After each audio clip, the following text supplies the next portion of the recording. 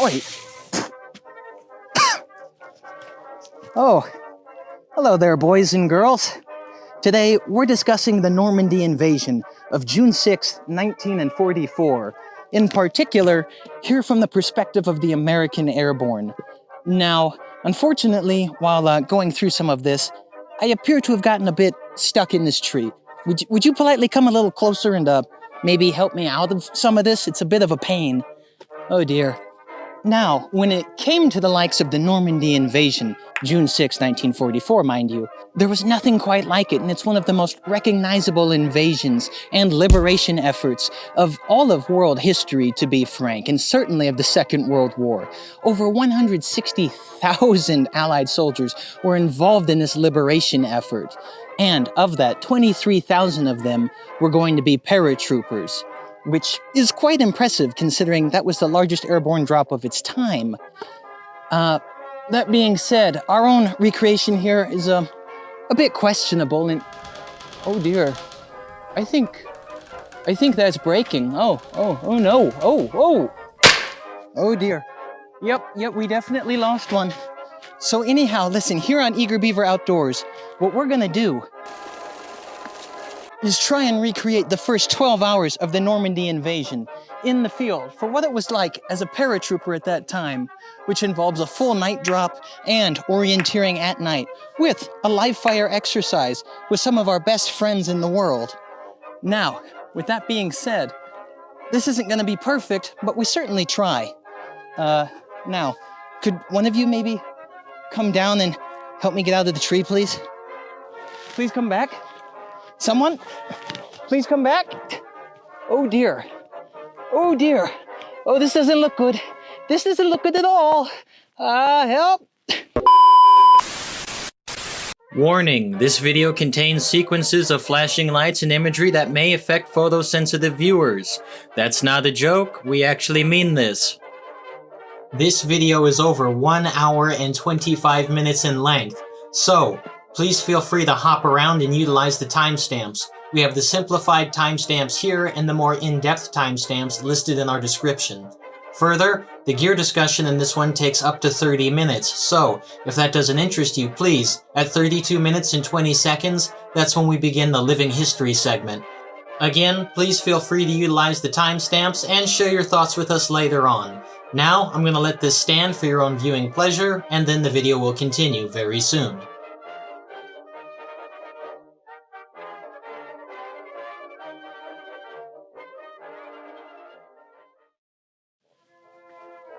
Greetings, ladies and gentlemen, and welcome back to Eager Beaver Outdoors here at our top secret underground bunker / mattress production facility. Today, we're incredibly excited to talk to you about the Normandy Invasion of June 6, 1944.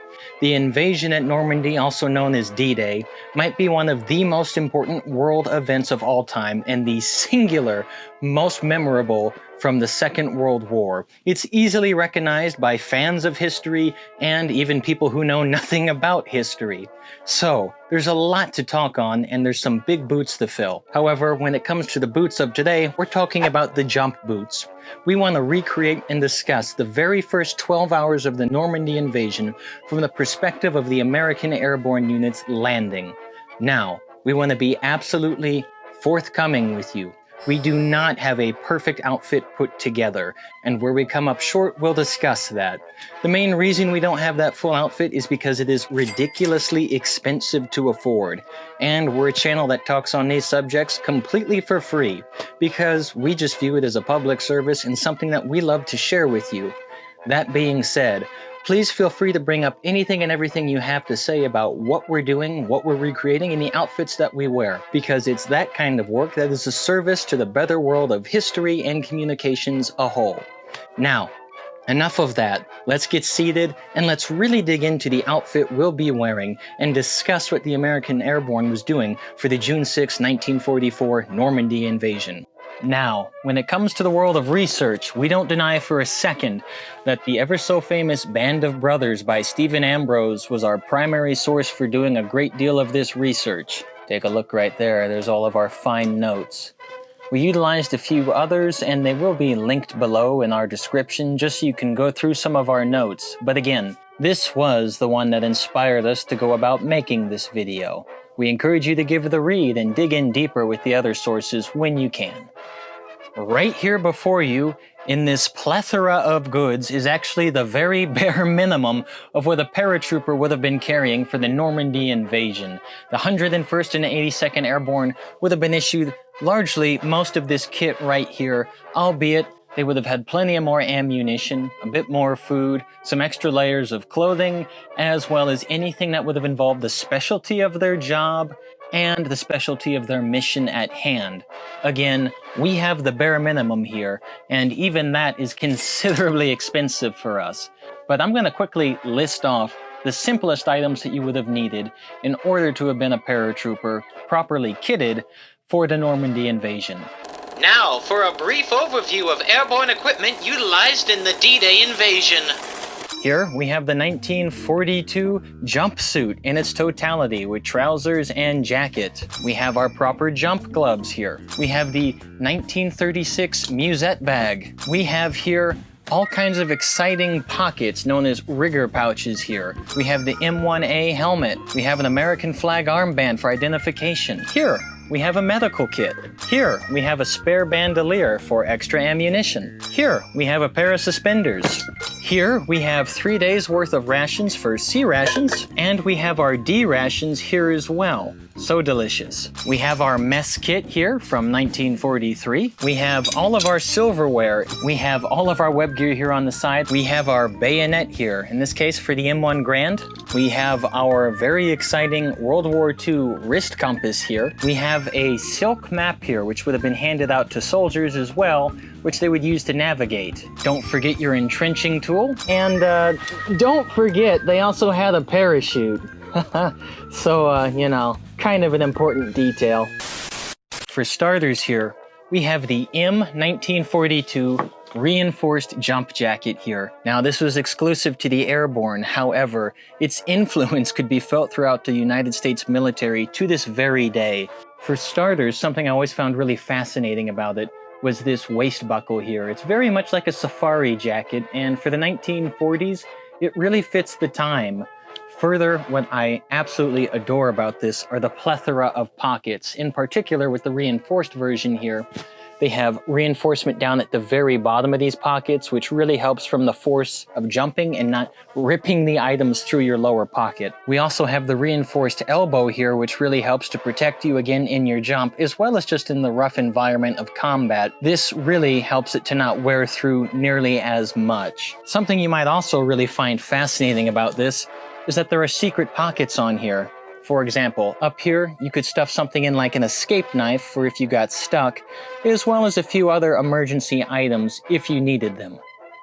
Something else you might notice about this when you look up close is this kind of wet look to it and a bit of this chalky residue on it. For the soldiers of Normandy, this would have been the CC2 treatment, and CC2 is just there to help protect from any kind of chemical attacks. Although it never actually happened, it was estimated by Allied statisticians that there was a 30% chance of a German attack with chemical weapons. Again, it never happened, but they prepped for it. Something that's pretty funny about that, or for how we've done this uniform, is all we did was use otter wax, which is a waterproofing agent which helps to kind of age this look and give it that wet kind of a feel. However, the downside is that it makes this extremely itchy, it doesn't allow this clothing to breathe, and frankly, it adds a bit of weight to it. So, you get really hot really, really quickly. Still, we're happy to have it here. Aside from this jacket, we have the 1942 jump trousers. Again, we've given this the CC2 treatment so it gets that nice wet look. And you'll notice as well that this one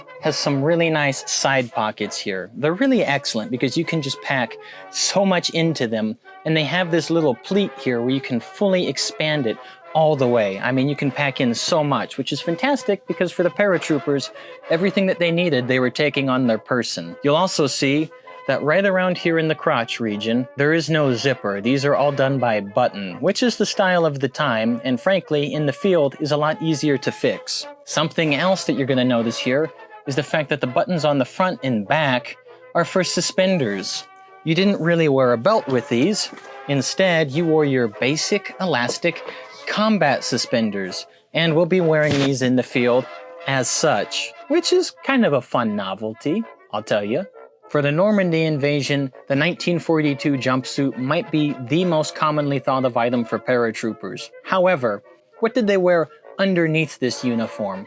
Well, more often than not, they were wearing the 1937 wool service shirt and wool trousers. For France, that was perfectly fine, because it's a fairly temperate and cool climate. However, we're currently filming this in South Carolina, and it's 90 degrees Fahrenheit at night. This is what it is in Celsius right here. So it's very hot. Something else that soldiers would have been wearing was the khaki service shirt, which is what we're going to be wearing underneath as we do these demonstrations. It's not quite proper to the entirety of the Normandy Invasion, but at the same time, it keeps it historically real. And for those of you watching, thanks for bearing with us on that one. It would be kind of embarrassing to see me fall asleep, or even worse, pass out on camera because of heat exhaustion. No paratrooper would be complete without their proper Corcoran jump boots here. Now, these are originals from after World War II. During the Second World War, these ever so beloved jump boots were actually a russet brown color, which was incredibly iconic for the time. However, we're not going to be using those. We're going to be using black boots here in our demonstration. We know some people would probably complain about such. However, nothing really beats an original Corcoran boot, and we don't have the money to buy the reproduction of the Corcoran. Further, we don't happen to be big fans of the Rothko reproductions. We think that they just pale in comparison to the originals. What we have here are originals from the 1950s, this pair from the early 1950s, and this pair here from the later part of the 1950s, but both of these pairs are original military-issued Corcoran jump boots. And they're absolutely fantastic because they're very much like those that were issued during World War II. Minus the fact that the World War II pairs happen to be the color brown again. Something that I love about these as well are going to be the heels here. There's a great deal of quality done into these because you can see that they've actually been cobbled in by hand. Further, they can be sewed in at near any time by a proper shoe worker. Further, something I really like about these, and that you'll notice with some of these, is just how nicely the very toe always gets that polish. And sometimes you'll see neglect on the rest of it, but especially for the time of the 1940s and 50s, that toe was always going to shine. Something else you'll notice about Corcorans that were used by paratroopers is the fact that some of the tongues in here would have actually been cut shorter. The reason that you have a shorter cut tongue was for several different reasons. One, it helped with the blousing of your jump pant.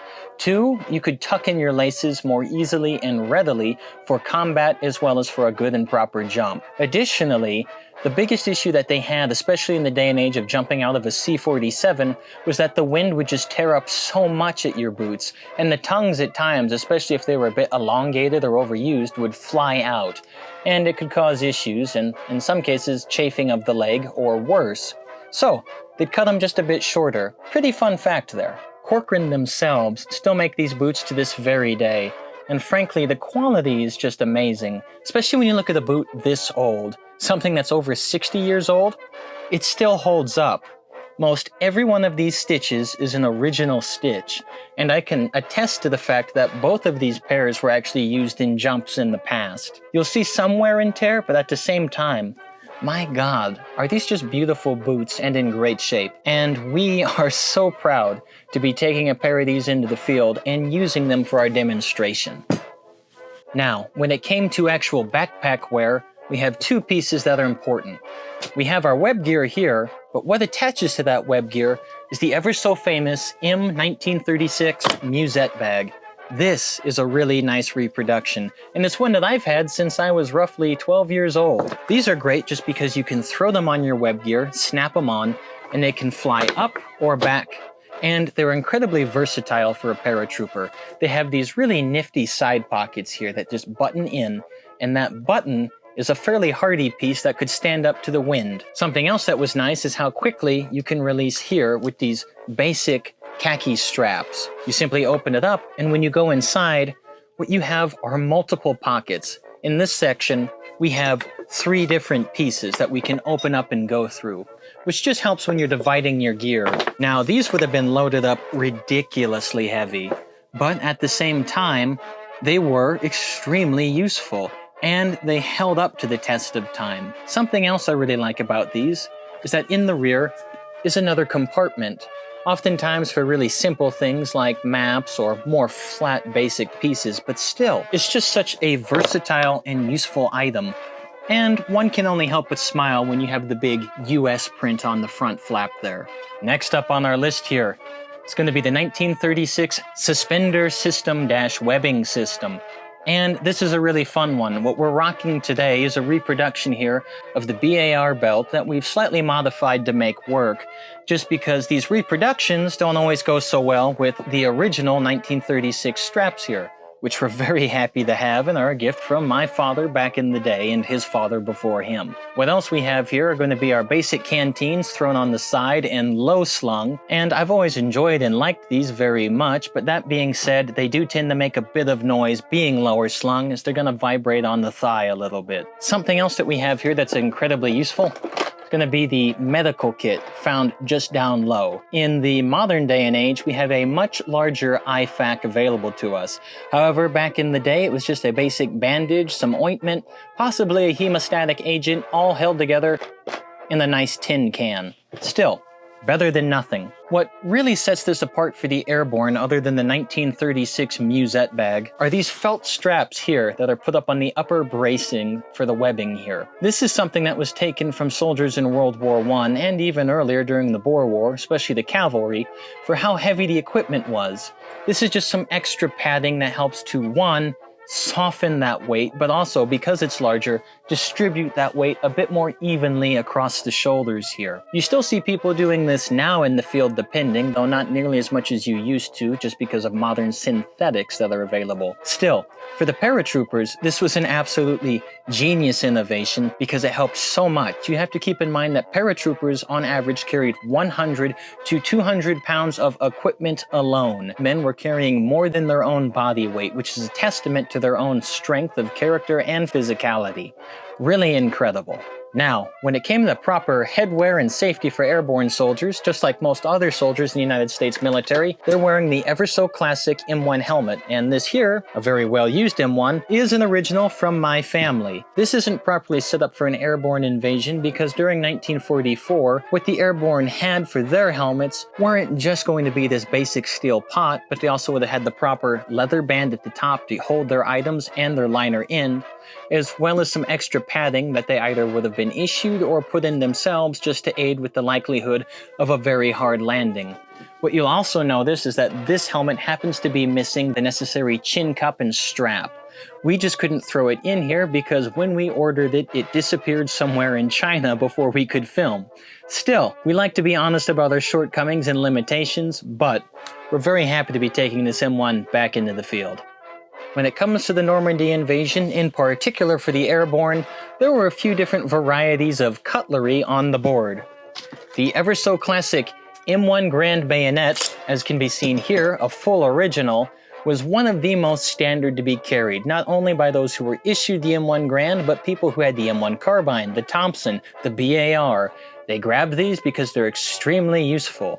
And we're really happy to have an original here from 1942.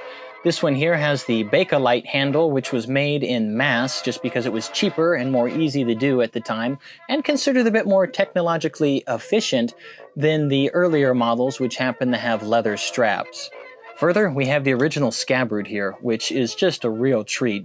We'll be taking this in the field with us because it's really quite super cool. And this is just such a hefty item, such a well-used item, and deeply reliable. There's one more relatively interesting, though kinda funny knife that many soldiers carried on themselves as well. What you see here are two different World War II issued knives from the mess kit. Soldiers would carry these on hand not only because they were nice for cutting anything in a can or just useful for utilitarian purposes, but for the likes of self-defense or cutting the basic ropes that they had. Although airborne soldiers were issued the likes of a escape knife, which they'd keep in their lapel, plenty of them also happened to carry a spare mess kit knife, just because it gave them the safety of mind. You could swipe them from near any mess available, and they're ubiquitous.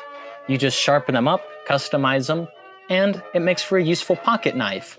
Keep in mind, you're going to want some kind of cover or scabbard on here, otherwise you could get a real nasty cut.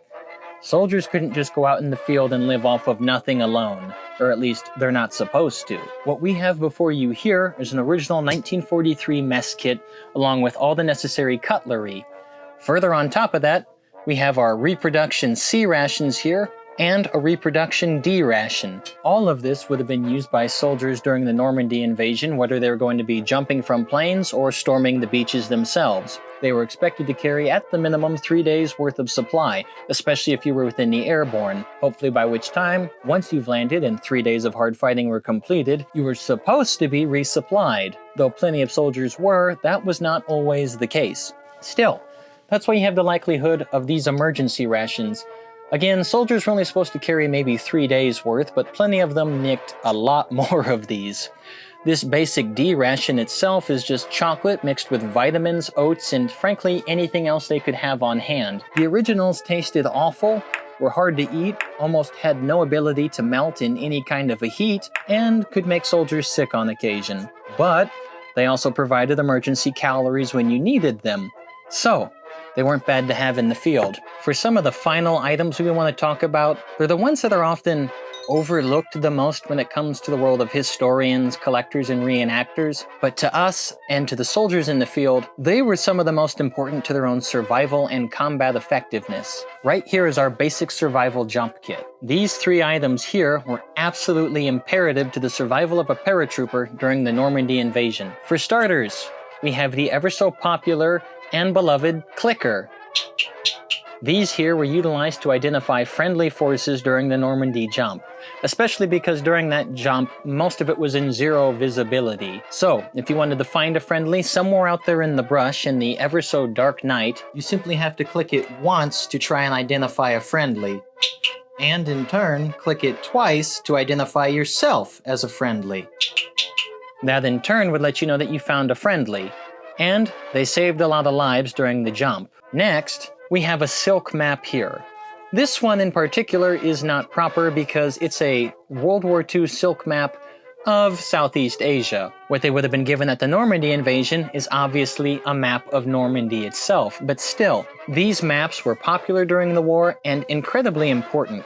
Just because a map like this was not something that could be destroyed by water, and to a certain degree they were semi-fire resistant, although that's really pushing its boundary there. Still, you could roll these up as tight as you'd like, and it would really never perforate or ruin these maps. Further, plenty of soldiers actually took these, wrapped them around their necks like a scarf, and that way they'd have the map on hand as quickly as possible.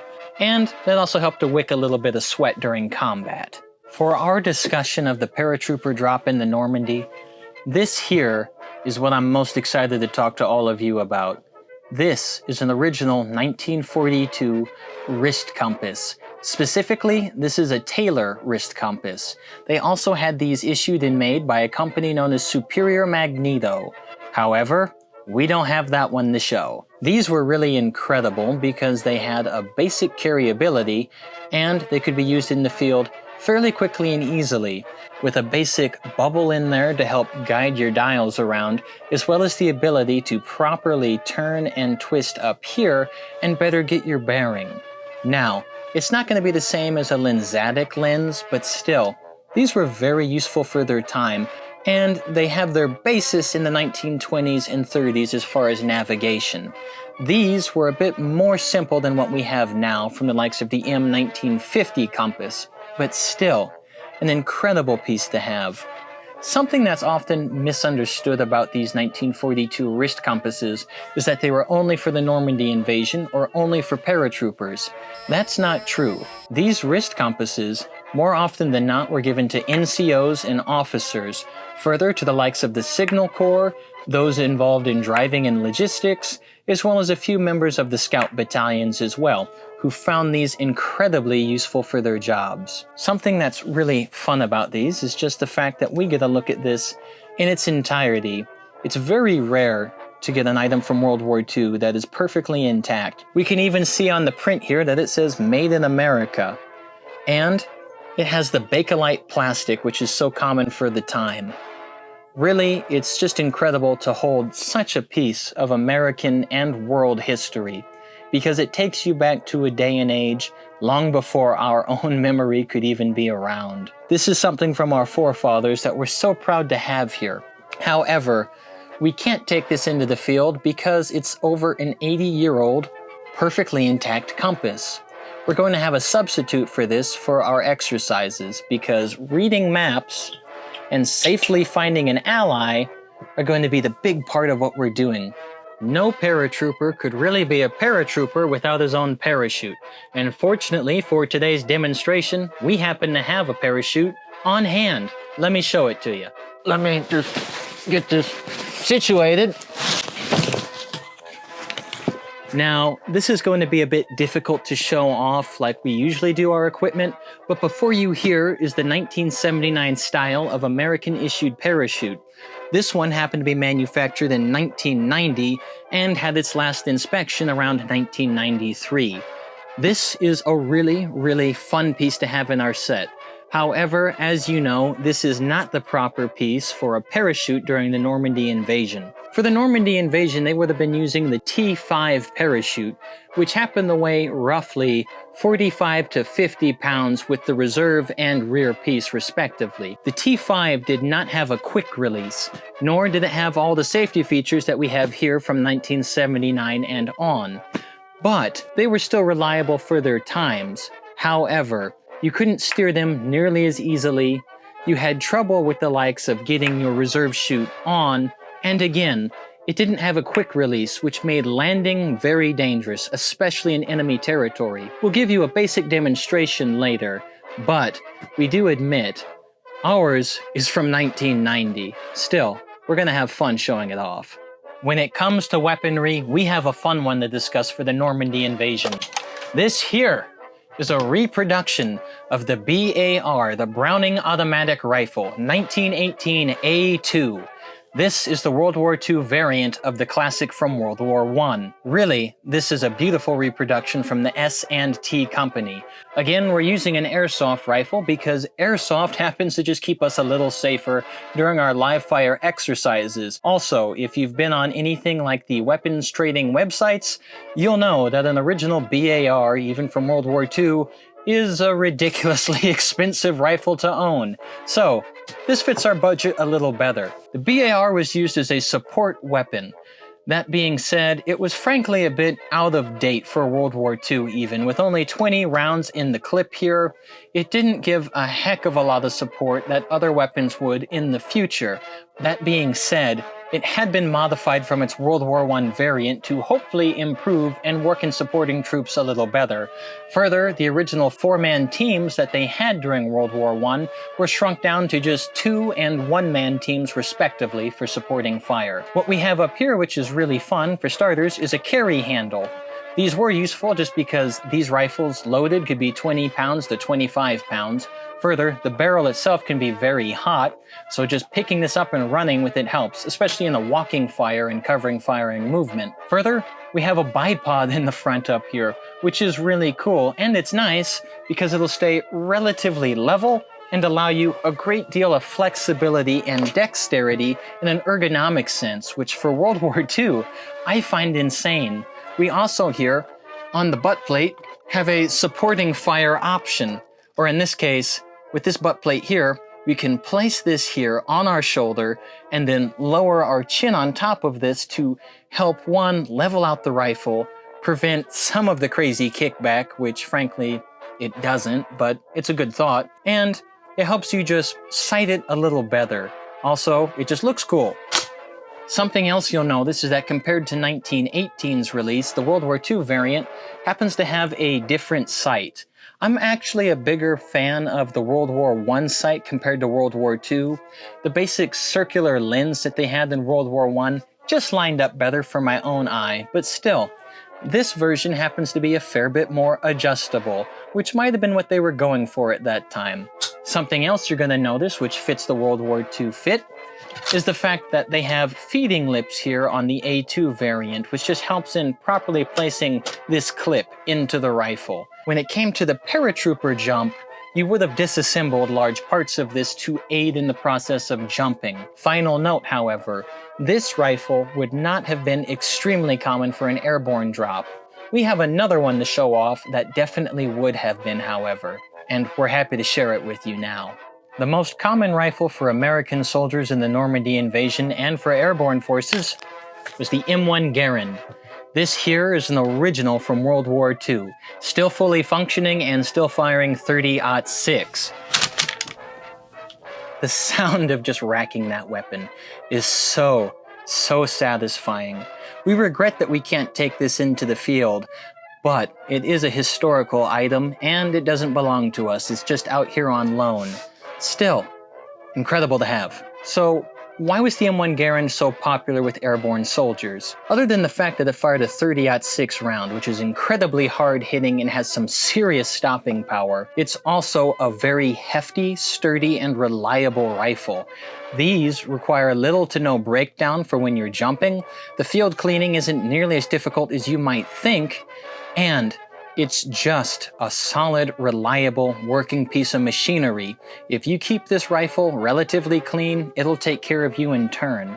These were great to have in the field, and we're proud to be showing it off now. We regret we can't take it with us into the field, but you just remember that this is a living piece of history, and it'll far outlive my own life. Ladies and gentlemen, this might be one of the heaviest outfits we've put together for a field exercise in a very long time. And that being said, when you look at this, this is the bare minimum outfit for what paratroopers would have been wearing when they jumped into Normandy on June 6th of 1944. At this point here, we're now going to transition to discussing what the soldiers experienced getting ready for their airborne invasion on June 5th of 1944, and then what the crossing was like for them going over the English Channel much later that night. If you excuse me, I'm going to make my way over to our next area of discussion. Thank you. Let us now discuss the rules and objectives of today's Normandy Airborne Invasion scenario. As much fun as it is to talk about what the paratroopers would have been wearing while jumping in for the Normandy Invasion, it's really just a small part of what we're here to discuss today. When they jumped into Normandy, soldiers, as many of you know, were scattered for the tens of miles, and what they had to do was orienteering in the dark of night. As we recreate the first 12 hours of the Normandy Invasion, that's exactly what we're going to be doing.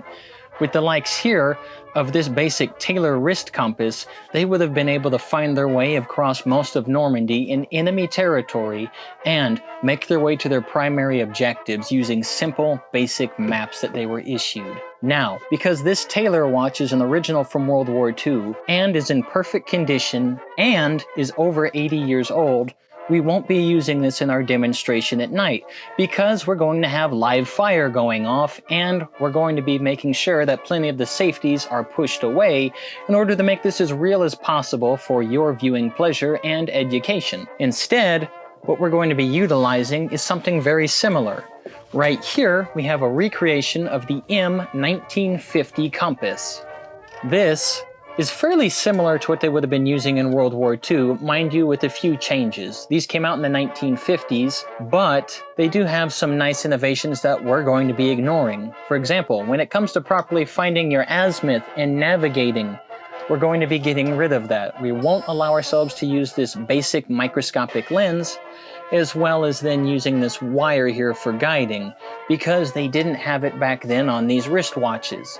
Instead, we're going to solely rely on the basic compass itself. Further, when it comes to it, although it's nice to be able to set up a proper search area and then dial in where you need to go, we're going to actually ignore the majority of these two navigation lines because they're glow in the dark, and those glow in the dark lines didn't exist in the 1940s. So all we really have is a basic compass, and we'll have a customized map of the field we're working in order to navigate at night. And we have several surprises out there that'll be set up by our team without my knowledge, in particular by Blake, to help make this as real as possible. However, I will know way ahead of time exactly where I need to be landing, and what my 2 primary objectives will be for our mission. Now we transfer to Normandy and see things from the enemy perspective for better study. Here in the coastal countryside of France in the Normandy area, we see a very dangerous-looking enemy in his watchtower. Oh my, what terror could this be? Hey there, so I'm Blake, 68 Whiskey on the Eager Beaver staff, and today I get to play a bad guy, or in our scenario, one of the Germans. And this is what I will be protecting today. Let us quickly take a look at our operational map. For starters, right here is our drop zone. Further, no operation can happen here in the out-of-bounds sector. Blake will be holding this particular outpost which he must protect, as well as then keeping an eye on the secondary post. It is Anthony's objective to take out the outpost and the secondary post, and Blake's purpose to protect these at all costs. As a final note, this is a generic map. We've purposely scrubbed any specifics so that no one can tell exactly where we're playing the game. Horribly sorry, folks. Let us now transition back to the field and see how Blake is preparing for today's effort. All right, so this here is my post tonight. This is what I'll get to protect. Now I do have some elevation here, so I can look out across these fields where I think the Allies will be coming. So we'll see how tonight goes. All right, so tonight, this is my field that I'll be protecting. And the main reason I'm gonna be watching this field is because this is prime territory for gliders, paratroopers, or anything of the such landing. Now, we do have a defense mechanism, and that is Rommel's asparagus. Rommel's asparagus is actually wooden posts planted into the ground because no one wants to be landing on wooden posts. But there are some alternatives. You can have trees like we have planted here, and the Germans even used stone walls. And all of these tactics are just to keep someone from coming and landing in your field, including track vehicles, airborne, gliders, and everything. All right, so another area that I have to protect is this causeway here. What the Germans would do sometimes is they would actually flood these, and they can use that to flood fields, they can use that to flood roads, and all of that is to keep enemy soldiers out of your area. And you could also use that to bottleneck soldiers to certain roads, certain alleyways, for you to set up ambushes, or you just have easy pickings right there. Now, what are some of the tools that I have to protect this field? Well, first of all, I have this torch, and I can use this to illuminate the field if I think I see anything. But most important too, is I don't want to do something dumb and accidentally shoot a civilian. Tonight, I will also be having flares with me. Now, what can I use these flares for? So I can shoot one up and illuminate a large portion of the field, or I can also use these to judge distance and range. And finally, these can also be used to scare away any potential attackers. So this is what I get to use to defend myself tonight. This is the stand-in for the MG34 or the MG42. The Germans who were protecting Normandy would have been using those machine guns to defend it.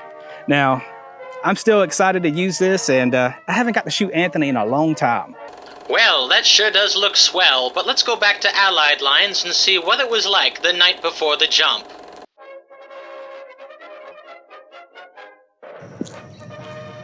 And now, ladies and gentlemen, we're here at our makeshift Eager Beaver launch pad-airstrip, and we're here to talk about the night of June 5th and all the preparation that the Allied troops, in particular the American Airborne, were doing on that night to get ready for the very incredible airborne drop into Normandy. Again, tensions were certainly high because nothing like this had really been done, not at this scale.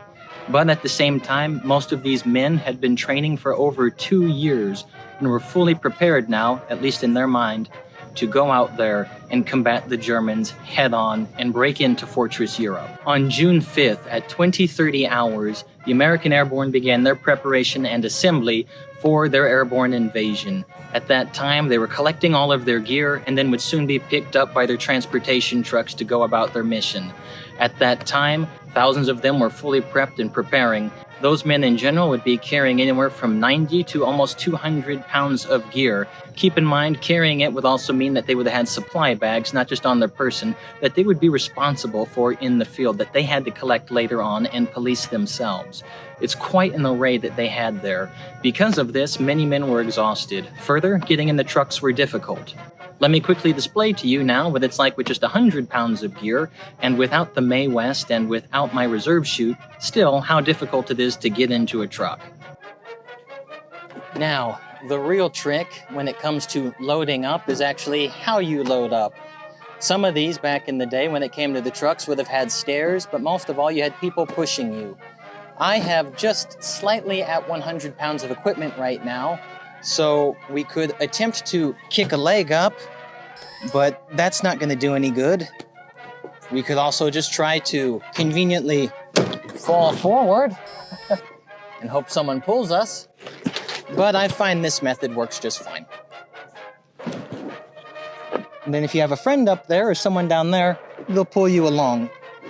Now, if you excuse me, I'm gonna attempt to shuffle my way in further. Let's get to the landing strip,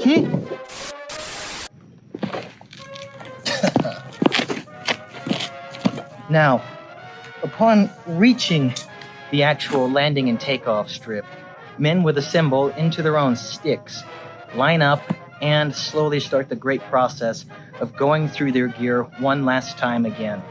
However, as difficult and frankly stressful as that process was, there was a highlight to that.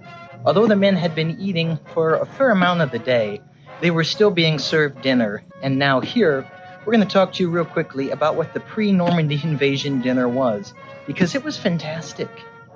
Before the Normandy Invasion, Allied paratroopers were treated to an absolutely incredible meal, and frankly probably the best meal that they had.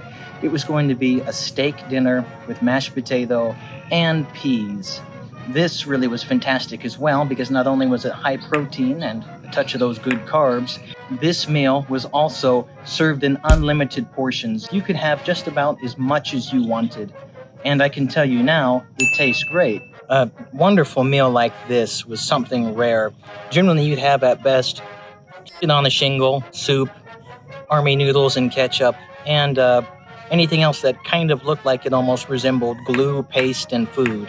But here, we have an absolute luxury, and it was designed as a moralizing agent. Regardless of the danger ahead, the meal at present was absolutely fantastic. Of course, the dark side of this is going to be that the men themselves had rather already noticed ahead of time that this meal was fattening them up for the slaughter. But at the same time, plenty of them helped themselves, and again, I find it very hard to be upset with a meal like this. Now, I can tell you, without a doubt, that was a really, really lovely dinner. However, there is dessert. You see, the Allies happen to have one other lovely treat. They had ice cream. Just like dinner, ice cream was in unlimited quantities, but what made ice cream so special wasn't just that it was unlimited. For most Allies, especially the airborne, who had been there in England now for 9 months in training, this was the first time that they got to have ice cream, and for some of them it might just be the last time. So, I guarantee you, they were savoring every minute of this, and I can also tell you that most depots of ice cream quickly cleared out. Cheers! Now, all of this unlimited ice cream and unlimited steak dinner have been really lovely. There's just one problem now. I've been eating an unlimited quantity of food, and I have over 100 pounds on me. And I need to get into the airplane because I'm stuck. Could someone lend me a hand? Hello?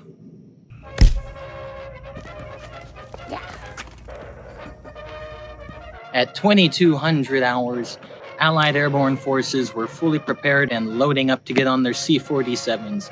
The Skytrain, otherwise known as the Dakota, the C-47 was the primary transport dropping Allied paratroopers into Normandy for D-Day.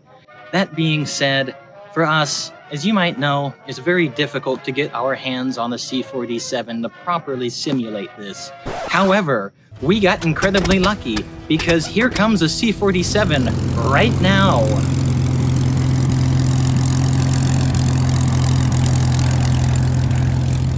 I mean, guys, I just cannot believe it. Right here in front of me, just slightly off camera, is a real-life, full-scale C-47 from World War II with official Eager Beaver stickers on it. That's incredible. Well, if you excuse me, I'm gonna climb aboard real quick. Now we're gonna talk to you about the flight over the English Channel and what it was like just before the drop into Normandy on June 6th. Excuse me.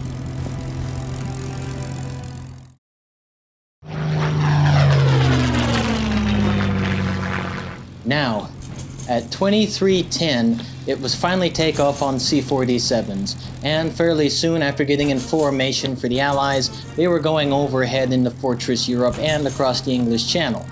That being said, while on board, some fairly interesting things happened that some people don't know about that we want to bring up.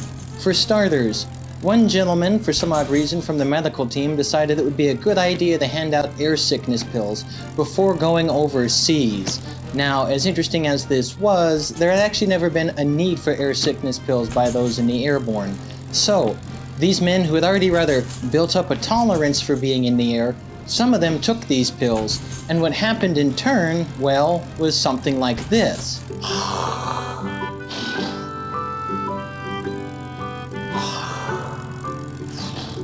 That's right, those air sickness pills happened to make our men incredibly drowsy. They had an inability to stay awake while on board their C-47s. In fact, some men found that the Normandy invasion became one of the best night's sleeps that they had ever had. That's not inherently a good thing, but it did happen. This would make it dangerous for combat, but at the same time, because of those pills having a rather strange ability to knock you out and put you to sleep, some men were far more relaxed than they had ever dreamed they would be. Another fun fact about being on the C-47 is that a lot of the men on board were given the choice between having an open door on their C-47 that is more easy to jump out of, or a closed door. If the door on the C-47 happened to be closed, then they could have the opportunity to smoke a cigarette. Most men, knowing that they were going to be in combat, opted to have their jump doors fully open from their C-47s. Still, the fact that the pilots even said that, or asked it as a question, pretty nice, I guess. At 110 hours, the Allies had unfortunately hit a cloud bank, and what that did was completely break up the invasion forces' C-47s flying overhead. These pilots were not experienced when it came to the likes of combat, so this already made them fairly nervous. Now, things only got worse for our friends, because fairly soon, once the C-47s went ahead and they crossed over the coast of Normandy, they soon came under heavy fire from the likes of 20 and 40 millimeter anti-aircraft fire from the Germans. This would go and become incredibly hectic, because not only had the earlier cloud bank broken up the C-47 formations, but now what was going on was going to be absolute chaos. These pilots were not trained for a military flight. They weren't trained for being under fire like so many other combat pilots were. They were transport pilots, so they were scared absolutely shitless when this was happening. And what would end up happening is the fact that so many of these pilots would drop to elevations of 250 to 600 feet high, which was ridiculous for an airborne drop. It's incredibly dangerous. Making this much worse was the fact that they also went balls to the wall with their speed and hit 150 miles per hour in most cases. This would lead to a great deal of injury for those in the Normandy invasion. However, it would also be a key component to the success of this invasion. We're going to touch on that just a little later, because now we have to talk about getting ready for jump prep and getting out the door. Now, they had been training for 2 years for this moment, and there were the two most important colors for this jump. For starters, the red light had to come on. Oh, there's our red light. So, once the red light came on, you would stand up, and then you would take here your hook for your static line, and you would take that and attach it to a wire overhead to safely be hooked in to later pull your chute. At that point as well now, you would go on and do the equipment check once the jump master called it. You'd look at the man in front of you, and you'd go over his bag.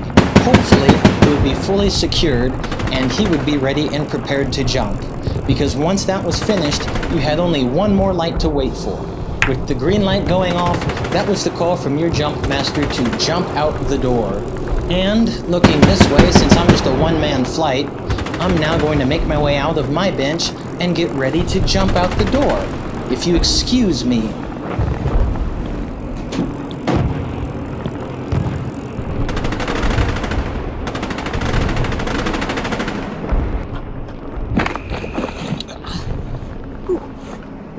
Now, if the landing wasn't already going to be extremely rough, it was only going to get worse for our friends landing there within the first hour. For starters, it's a night operation, which are some of the most dangerous. Further, their equipment when they landed was already breaking and falling apart. On top of this, they were now scattered. When the planes panicked, from the likes of Saint-Mère-Église to Saint-Mère-du-Mont, they were going everywhere. And on top of this, with their lost equipment, they were also being shot at. Let's go.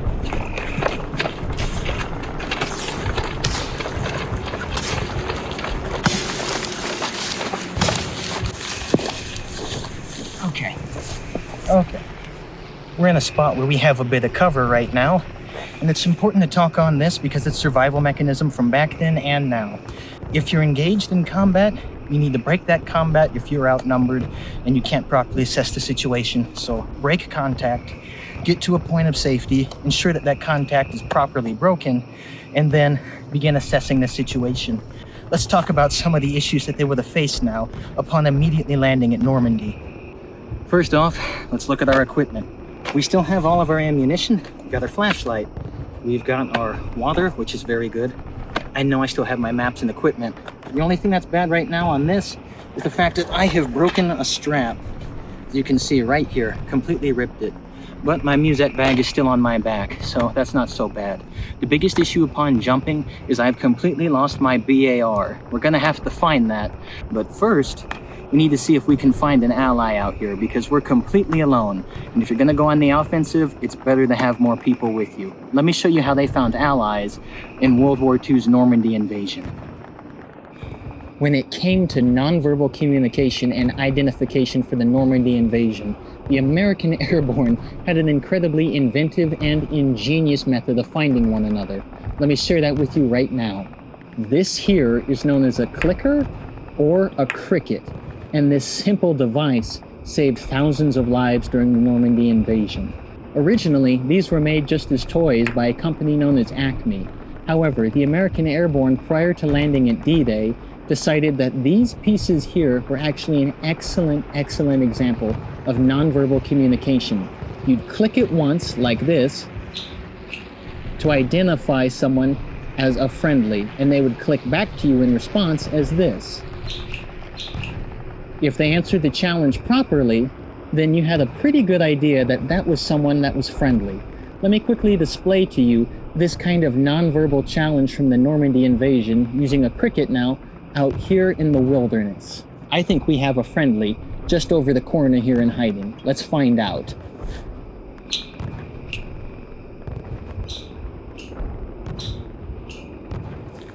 That sounds pretty friendly to me. However, we're going to be extra sure. From here, let's progress now to a verbal challenge to see if he really is a proper American friendly. Come along. Flash? Thunder? Welcome. Let's see who comes along.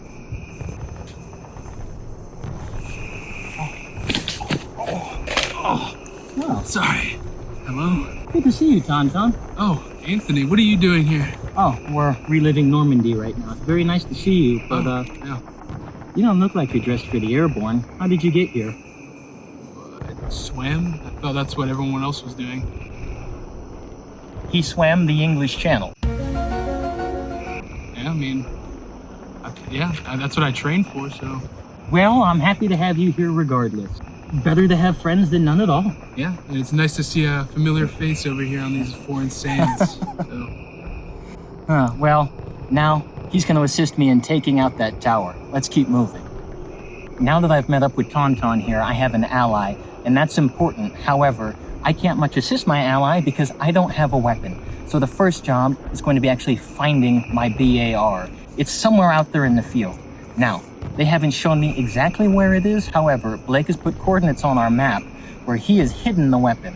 This is something that's going to be our first challenge tonight for reliving the June 6th invasion.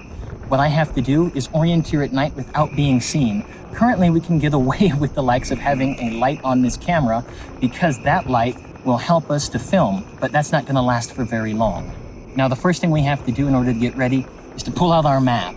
And once we have our map, we're going to have to shut that off overhead and conceal ourselves. But let me show you how to conceal yourself in the field when night orienteering so that the opponent cannot see you.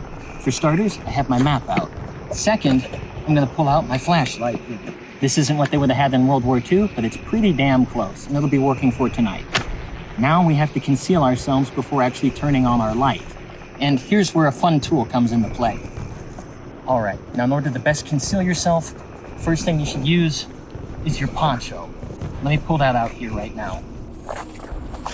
What we're going to do with this poncho is we're going to throw it overhead to conceal the light here.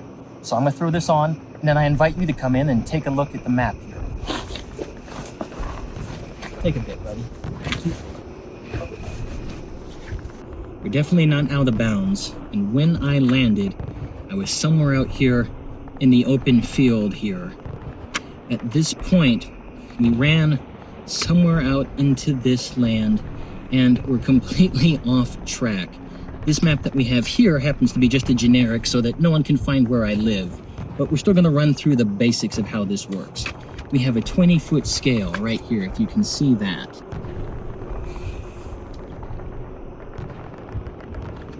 So the first item that I'm going to try and do is figure where 20 feet lines up on this. I'll take that there.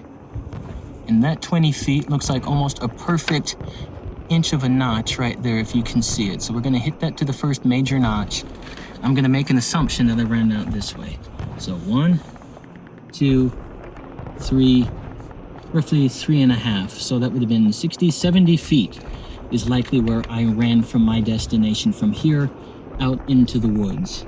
Now, when we look outside, we can still see the guard post is lit up, and that means that we are here. So, although we can't get a perfect azimuth off of our compass tonight, we can still utilize it to find the primary direction and have a guess as to where our equipment would have landed. Because in this case, Blake has sent the friendly message that it's right in front of his guard post in front of the machine gun. So it's going to be really interesting to try and find it. We're going to have to use this method of ours now to make our way across the field and stay hidden, and that won't be the easiest thing, but we're going to try to stay out of this open field and make our way across this river body to stay concealed in the dirt and stay concealed in this foliage to keep moving. Hopefully things will work out. Just hopefully. Are you ready, Tauntaun? Let's do it. This is going to be slow and painful. Let us quickly now transition over to Blake and his enemy position to see exactly what he has going on for his own stratagem. All right, so I have hidden Anthony's rifle. Now, I was nice to him. I did give him the coordinates of where it would be at, and I kind of hit it in a pretty easy spot. But bad thing for him is it is right out in the open. So I have a clear line of sight. So tonight's not going to be good for him. As soon as he runs to go grab it, I'm going to light him up. So we'll see how this night goes tonight. And now we go back into the field to see how everything is going to play out.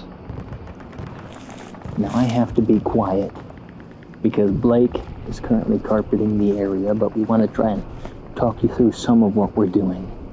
We're walking our way through the high grass back here and behind the trees. He has an idea of our approximate location, and he's doing a very good sweep right now. He knows our location, but he can't find us. He's not probing with flares. He's not put out any shots. And I think that's largely just because we also know his position very well, and he's probably just trying to hide his true strength. So we're going to try and circumnavigate some of this. We've surveyed the field to see if we could make a direct approach in camouflage, but it's just too much in the open right now. So what we're going to try and do instead, we're going to crawl our way over, stay in the high brush, and make our way to the causeway, get in it, and slowly walk our way forward to see if we can find that point adjacent to where we end up. There's just enough foliage over there that we should stay quiet. This is going to be a slow move because that water It makes a lot of noise when you're kicking it up, and our gear is still heavy. So we want to try not to expose ourselves.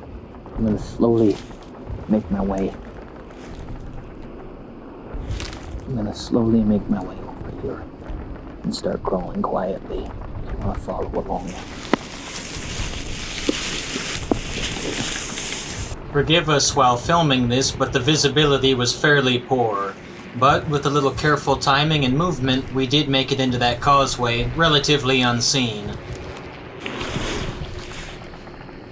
Okay. Now, I think he noticed, I'm fairly certain he did, our movement into the causeway. But we have good coverage, and we just have to stay quiet and not let the light show too much. I'm currently on mic just so it picks me up, and then this is getting covered. Now, being in the causeway like this, to sneak to an enemy position or evade the enemy was not uncommon in Normandy. The causeways, the different rivers, the different streams would have been memorized by their sector just to make sure that they understood their objective perfectly and that they could manage to find where they needed to go to complete their objective. In this case, we're going to use this to try and come up parallel to his position. We're going to hug this wall as closely as we can and slowly move through this water. It's going to be hard to stay fully concealed and quiet because our equipment rattles and is loud. But I don't think he'll quite expect this approach. So stay with me as we move forward and try and stay quiet.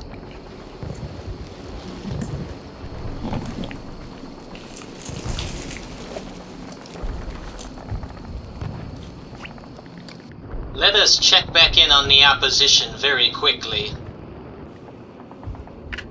All right. So, I mean, using this flashlight here, I know generally where Anthony is hiding at, but actually finding him is near impossible. I have some animals moving around in the woods. I have a frog croaking in the background, but just thinking about it, like I know he's out there, and we're not in war or anything right now. But you know, if you're in war and you know someone's coming to look for you, you know they're out there somewhere, but you can't see them. Just sit back and think about that for a little bit.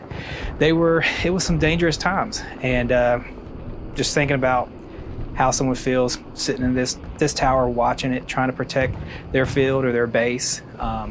So it's a lot that goes into it, and it's something to think about. In many respects, the causeways at Normandy did serve as a vital navigation point and lifeline for soldiers coming up and off the beach. Further, for the airborne, they did help them find the key markers that they needed to get to.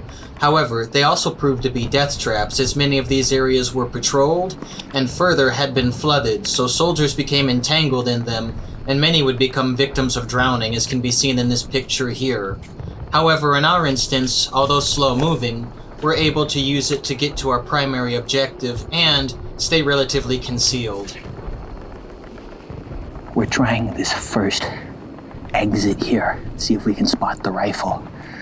Even on the map, we know it's not close enough, but I was hoping we could eye it. I can't see it from this embankment, so we're gonna have to try and get closer, which is going to involve me slowly walking on my knees. That last section, it was only about, 3 to 5 yards. It took about 10 minutes. And we're trying to be as quiet as we can out here. We're getting close, but we don't see it yet, so we're gonna try and get a little closer. Even with the flashlight out on occasion to help us navigate this causeway, I have to admit to you right now, this was a very slow and rather painful process. Also, the sand tends to get everywhere.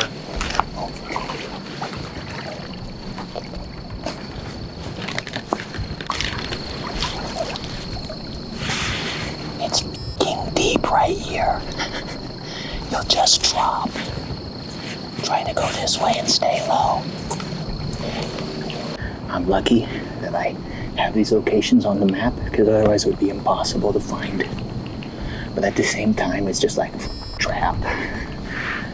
We're so close, but I just can't identify it properly. If we can just ID it, Tauntaun can provide covering fire. We can have it. We are very close. I can't turn because he'll spot me. But just behind me on my left shoulder is the rifle slung up in a tree. It looks just like it, but it's right in front of his firing port. We're gonna try and run a distraction. I have with me some basic M60 fireworks. I'm gonna light it, toss it to the opposite embankment, and try and distract him while I run for the rifle. At the same time as that goes off, Tauntaun's gonna provide covering fire, and we're gonna try and hopefully rush and or flank this position up here and take our primary objective. So wish us luck.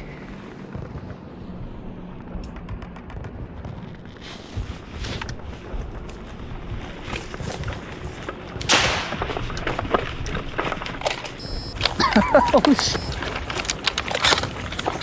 we gotta jump.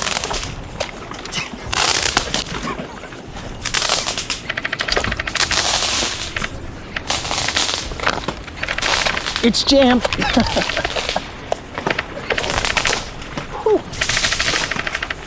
Tauntaun, let's go.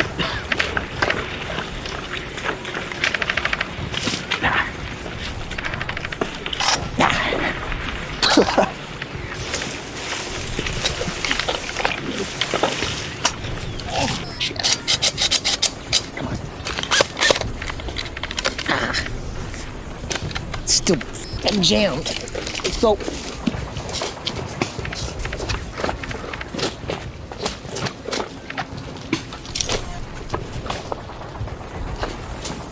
This one. Fucking down. Kill that light.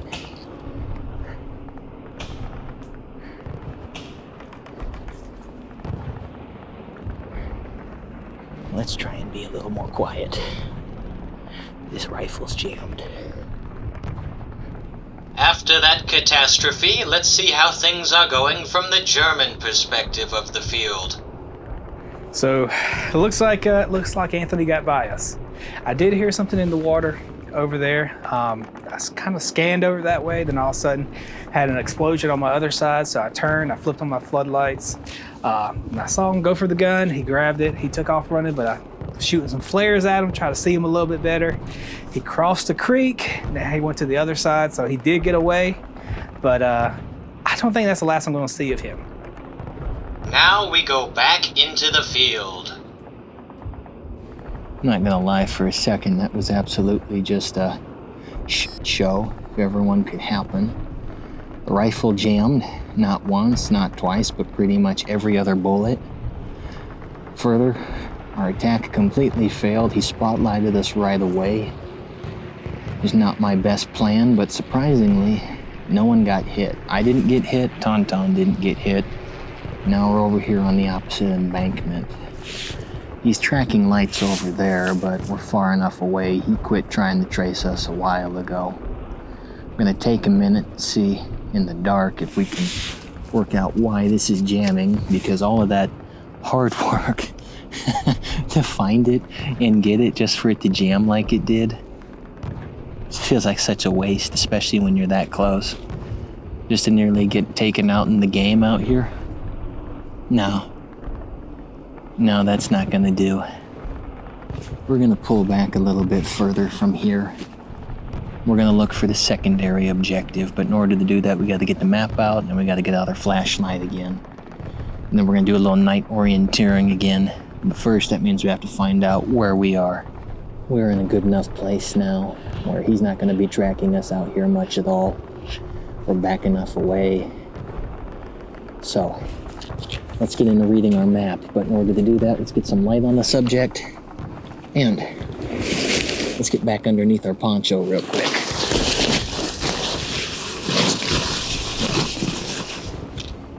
Remembering again that every notch on this compass is roughly a 20-foot distance. We started over here, and the wood line where we landed was about 75-ish feet. It was about a halfway point. We follow that previous marker, again, we get 20, 40, Yeah, about 75 again, going to the outpost since we landed dead center, which is fairly convenient for us, I'll be honest. That outpost there, we screwed up big time, but we can make the estimate that we were essentially adjacent to it, and then crossed over here while getting shot at. We started making our way down this river. When we were outside of here as well, we were able to get a fairly decent azimuth on it, not perfect, but we can still spot it from where we are without being harmed. And we've crossed over about another 65 feet over, then we move somewhere down. The second outpost, if we just hug this line here and keep walking, we're highly likely to run into it and identify it. We just have to stay quiet at this point and keep moving forward, which should be fairly interesting, to be honest. Again, this is not perfect map reading at night. There are better methods, but we're trying to follow what they did in World War II. And frankly, some of it also for the Normandy Invasion came down to a touch of guesswork, which is how we're going to have to play it out here. But if we just move along, stay quiet, and continue to identify this outpost as our primary pinpoint here in the area, we can use that to navigate backwards, make the proper 20-foot increments here on the map to get to this post moving backwards. I think that we are only within about 75 to 100 feet away from it, everything considered. So I'm going to follow this coastline here again just by this creek, and I think we can hit it and take it. Putting roughly 60 feet between us and the causeway, we continue the backtrack closer towards our starting position and utilize Blake's searchlight as well as the causeway map to navigate through the darkness. For our team out in the bush, it took roughly an hour to go about this process. However, here on film it is sped up for your viewing pleasure. We were following the body here of the creek for a little while, and frankly probably followed it too closely because Blake came out of his tower for a second and just started scanning this area because he knows we're out in it. We got lucky because we were able to back off, but we had to sit quiet for about 15-20 minutes and just wait. Now, we still have lights over there, but he's not been able to identify us so far, so we've been pretty lucky. Lucky enough that we can talk on mic. We must be within 15 to 20 feet of our objective. Just a little more difficult right now because we're stepping away from the creek, trying to make our way through a thicket here, but we're nearly on top of it. We're almost there at the second objective, so we're going to let that cool down over there a little bit, stay quiet, and then hopefully we'll have found it by then. That'll get us closer to our job well done. That estimate of distance actually proved to be correct as well, because within 20 to 15 feet, we ran into the secondary objective, as you can see right here. After all of that, it seems kind of anticlimactic, doesn't it? Out here in the middle of the woods, our secondary objective here for our Normandy Invasion reproduction is to find a wooden pole in the ground. It might seem kind of silly, but in the real world for orienteering, poles like this with different numerals are going to be used to designate the playing field for orienteering, either in the day or in the night. And although we put it in a relatively simple location where we could track it based off of landmarkers, still being able to find this in the middle of the woods takes a touch of skill, and hopefully for you, you've picked up some basic ideas of what orienteering at the night was like during the 1940s for the Normandy Invasion. However, finding this out in the woods also serves its own secondary objective. When we often think of the Normandy Invasion, we generally think of it in some ways in glorious terms, but not all the work that the airborne did while landing was glorious. For them, so much of it was terrifying. When the C-47s flew overhead, many of them were dropping soldiers as low as 250 feet in elevation. Further, they were hitting speeds of 150 miles per hour, which is insane when you think about it. The Allied landings had been absolutely hectic.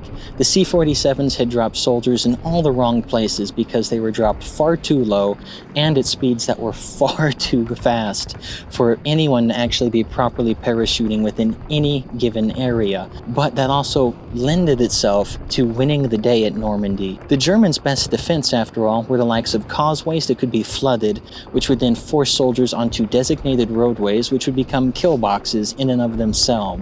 The airborne largely ruined that defense for the Germans by landing so crazily and in so many places. There were many instances where their primary and secondary objectives actually were very poorly protected and even in some cases not protected at all. Whether those places were the likes of bridges, causeways, roads, towns, cities, munition dumps, and observation points. Perhaps they were little and unknown, but at the same time, because they had been left completely unguarded by German soldiers who were confused as to where they were supposed to attack, the Allies were able to take them with relative ease, and little strategies like that won the day.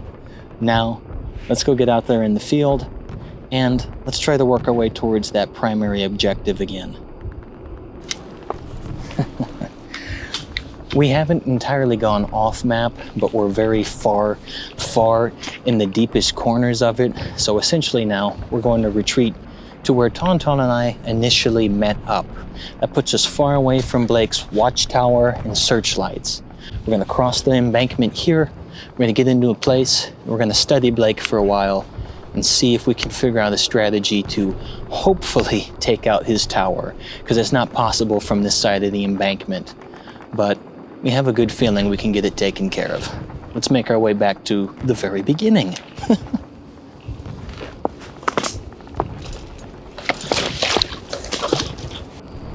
After crossing the water, Tauntaun and I got back into observation position.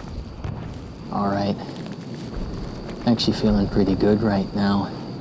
We've been letting Blake sit fairly idle for the last 30 minutes and just watching him after we took out the second objective.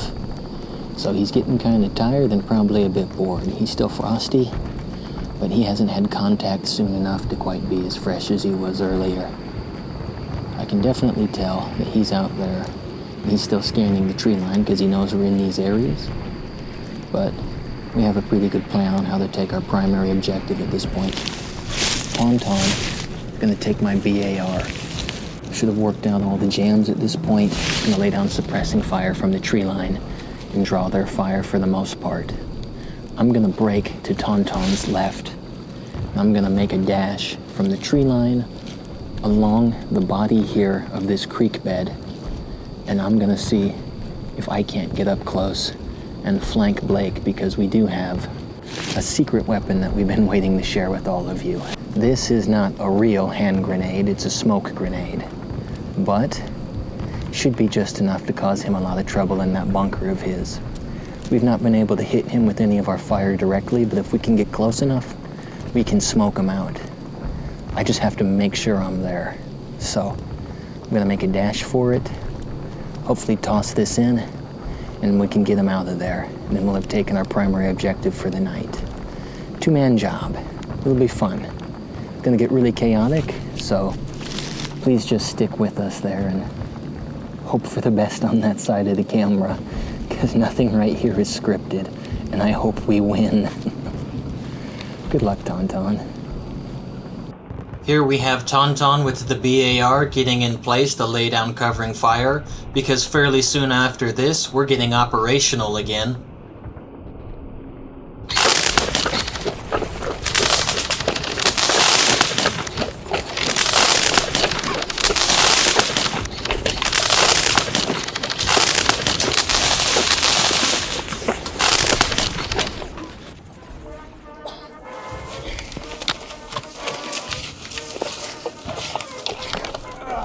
Come on, Blake, put your hands up. Yeah, I won. It's like a first time for me, honestly. That's okay. I don't think I breathed the whole time. Did you have to smoke me out? Yeah, now put your hands up and go on your knees. You have the right to remain silent. Anything you do can and said will be held against you in the court of law. Thank you for being such a good player. Okay, I think our game is over here, but let's go in and recap what's happened here at Normandy once we all catch our breath. Good job. While the team quickly catch their breath, I'd like to give a thank you to Blake because he was able to stomach not only an unexpected smoke grenade, but the fact that that smoke grenade triggered his floodlights, which then fell over and blinded him for the last half of this fight. Thank you, Blake.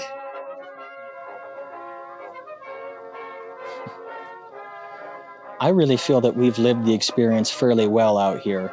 If you can't tell from the outfit, we did this over the course of probably about 12 hours.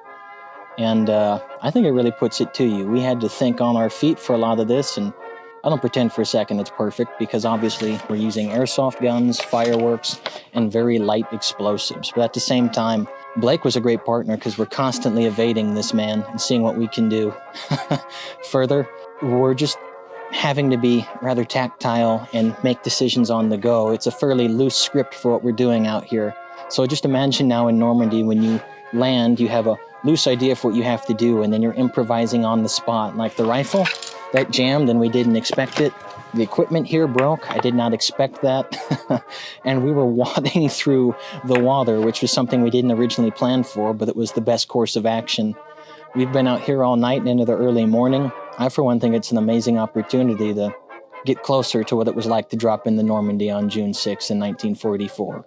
Though don't just take it from me. Let's go and talk to everyone here on staff real quick and get their own thoughts about what it was like to be on the attack and to be defending. All right, well, so Anthony got the best of me. What can I say? Great time tonight. It was really fun. Hopefully y'all enjoyed it. You got to see kind of what they may have been going through. We did the best we could with what we had. It was a lot more difficult to spot him than I was thinking. He did get to his gun, came up here, smoked me out. He was nice to me. He didn't shoot me at all. He just took me as a prisoner, so I enjoyed it. I hope y'all did too, and until the next one. Although I did play kind of a supporting background character of this shoot, I actually found it pretty interesting. The way that we used the clickers to find each other in the beginning after I swam the Atlantic to get here. Yeah, evading the spotlight, kind of using the causeway, and kind of getting all muddy. But I have a newfound respect. Yeah, it's interesting to learn about it.